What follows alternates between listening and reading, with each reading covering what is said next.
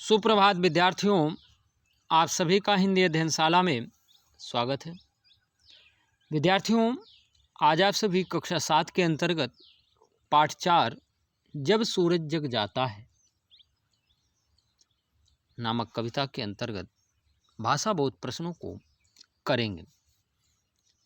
तो विद्यार्थियों, इस कविता को रामेश्वर काम्बोज हिमांशु जी ने लिखा है। आइए देखते हैं। पुनरावृत्ति प्रश्न। विद्यार्थियों, आइए प्रश्नों को देखते हैं। पिछले दिन आपने पढ़ा था 8 दिशाओं के नाम, उत्तर, दक्षिण, पूरब, पश्चिम।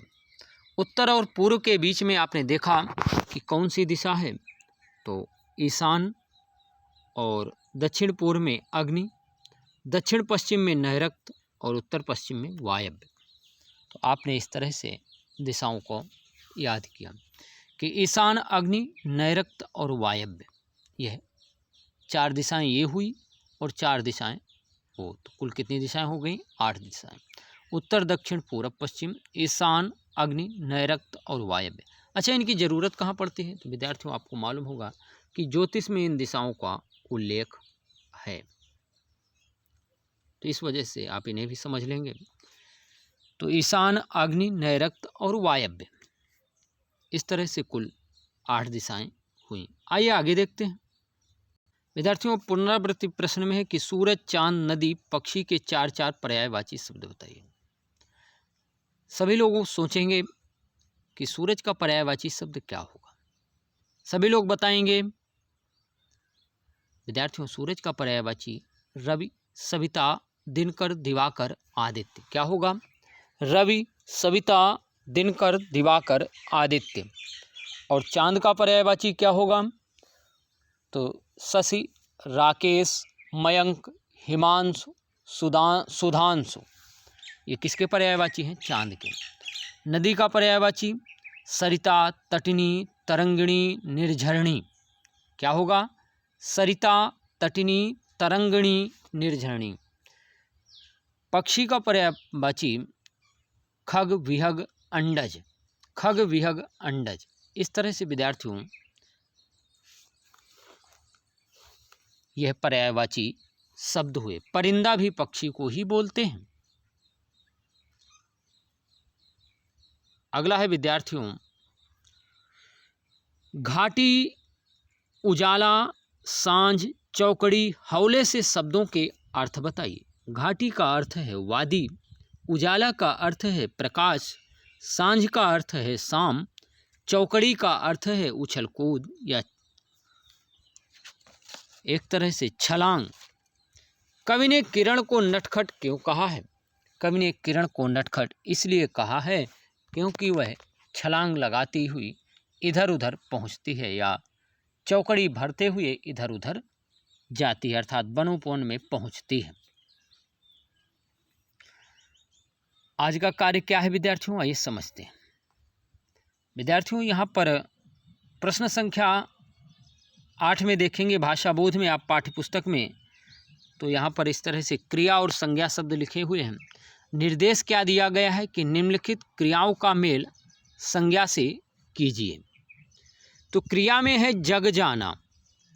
जग जाना का मिलान किससे करेंगे? तो आपको मालूम होगा कि जग जाना का मिलान किससे करेंगे। तो विद्यार्थियों, यहाँ पर उत्तर होगा, सही उत्तर पहले पढ़ लेंगे। भाग जाना, गाना, चौकड़ी भरना, कल कल करना, मोती लाना। तो विद्यार्थियों, जग जाना का मिलान तो सूरज से करेंगे, भाग जाने का मिलान विद्यार्थियों अंधेरा से करेंगे। लेकिन मिलान कैसे करेंगे? इसे पाठ्यपुस्तक में ही करना है। तो विद्यार्थियों, नीचे आप करेंगे क्या कि इसके नीचे जैसे अंधेरा लिखा है, तो अंधेरा का मिलान किससे करेंगे? भाग जाना से। तो अंधेरा के नीचे आप यहाँ पर विद्यार्थियों खा नंबर लिख देंगे। क्या नंबर लिख देंगे? खा नंबर। पक्षी का मिलान किससे करेंगे? तो पक्षी का मिलान गाना से करेंगे, यानी पक्षी के नीचे गा नंबर लिख देंगे। तो हम यह समझ जाएंगे कि यह क्रिया का इससे मिलान हुआ है। जग जाना का मिलान सूरज से करेंगे, यानी सूरज के नीचे का नंबर लिख देंगे। और नदी का मिलान विद्यार्थियों कल कल बहना से करेंगे, यानी अंगा नंबर इसके नीचे लिख देंगे। और किरणें का मिलान विद्यार्थियों किससे करेंगे? चौकड़ी भरना से, यानी घा नंबर यहाँ पर लिखेंगे। और धरती का मिलान किससे करेंगे फिर? तो धरती का मिलान विद्यार्थियों मोती लाना से करेंगे, यानी 4 नंबर आप यहाँ पर लिखेंगे। आप बात को समझ गए होंगे। इस तरह से करना है। क्या बताया गया है उसे समझते हैं। कह रहा है कि पढ़िए और समझिए। गद्य में कर्ता, कर्म व क्रिया के क्रम को ध्यान में रखा जाता है, किंतु पद्य में लय और तुकबंदी पर ध्यान दिया जाता है। जैसे जलते जलते दिए को यह हो आया अभिमान, लगा सोचने सूर्य चंद्र से भी मैं महान। आपने ये कविता पढ़ी थी, पाठ शायद हाँ कक्षा 4 में आपने यह कविता पढ़ी थी। और पूछा जाए आपसे यह कविता किसने लिखी है, तो आप सभी को भी नाम, कुछ लोगों को तो याद होगा, लेकिन कुछ लोगों को नाम अभी भी ध्यान नहीं होगा। विद्यार्थियों इन बातों पर विशेष ध्यान दें।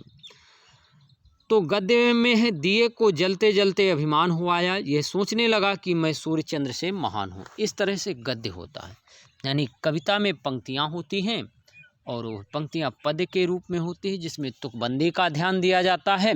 लेकिन गद्य में तुकबंदी का ध्यान नहीं दिया जाता और वहाँ वाक्य में रचना होती है। तो विद्यार्थियों 9 नंबर प्रश्न है कि निम्नलिखित पद्य पंक्तियों को गद्य में बदलिए। इसे आपको पाठ्य पुस्तक में नहीं करना, इसे आपको अभ्यास पुस्तिका में करना है।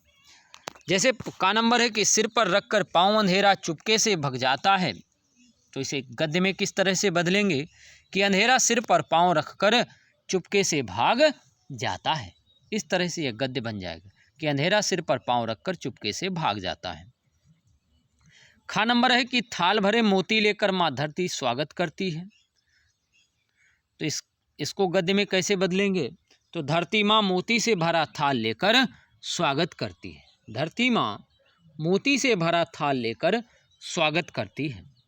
गा नंबर है कि कभी तैरता है लहरों पर डुबकी कभी लगाता है, तो विद्यार्थियों इसमें लिखेंगे कि कभी लहरों पर तैरता है तो कभी डुबकी लगाता है। इस तरह से इनको गद्य में बदल देंगे, पद्य पंक्तियों को गद्य में बदलेंगे।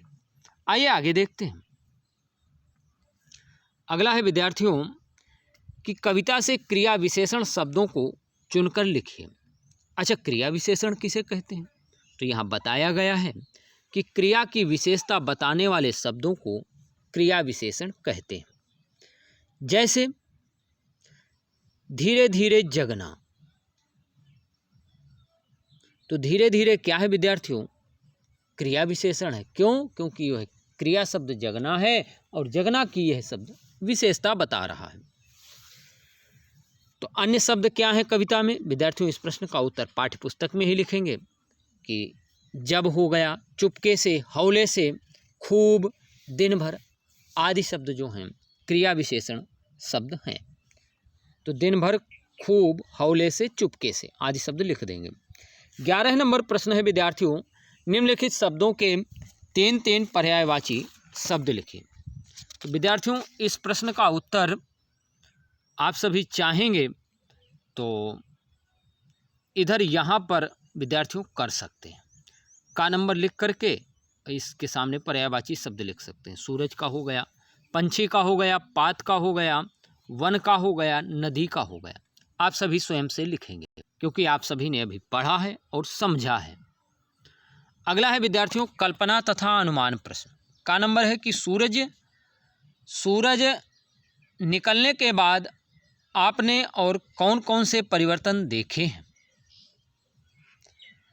अपने अनुभव के आधार पर बताइए। यानी जब सूरज निकल आता है तो प्रकृति में क्या क्या परिवर्तन दिखाई देते हैं, आप सभी अपने अनुभव से सोच करके इस प्रश्न का उत्तर लिखेंगे। अभ्यास पुस्तिका में। अगला प्रश्न है विद्यार्थियों कि आपके विचार में सूर्य किस प्रकार सहायक है, यानी सूर्य हमारी किस प्रकार से सहायता करता है, मानव जीवन के लिए क्यों जरूरी है। इस प्रश्न के उत्तर में इन बातों को जरूर शामिल करेंगे। आप बात को समझ गए होंगे।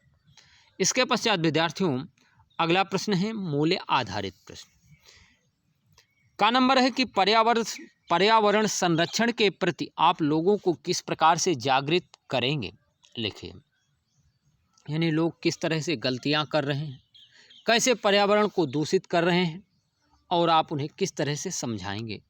इन बातों को आपको लिखना है।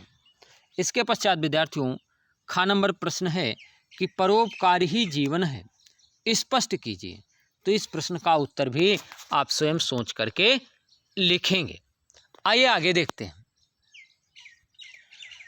अगला प्रश्न है विद्यार्थियों bonus question of the day में सांझ शब्द का क्या अर्थ है। इस प्रश्न का उत्तर ऑनलाइन एग्जाम के द्वारा आप सभी देंगे। और लेखन कार्य है विद्यार्थियों आज का कि पाठ 4 कविता पढ़ें व याद करें। प्रश्न संख्या जो है 8 और 10 पाठ्य पुस्तक में व 9 और 11 अभ्यास पुस्तिका में करें। 9 तो आप जरूर करेंगे, लेकिन 11 अगर आप करना चाहें जैसा हमने बताया था आप पाठ्य पुस्तक में भी कर सकते हैं, अगर चाहें तो अभ्यास पुस्तिका में भी कर सकते हैं। तो विद्यार्थियों इसके पश्चात है कल्पना तथा अनुमान और मूल्य आधारित प्रश्नों को अभ्यास पुस्तिका में ही करना है। तो आज का कार्य केवल इतना ही है विद्यार्थियों। धन्यवाद, बाय, फिर मिलेंगे।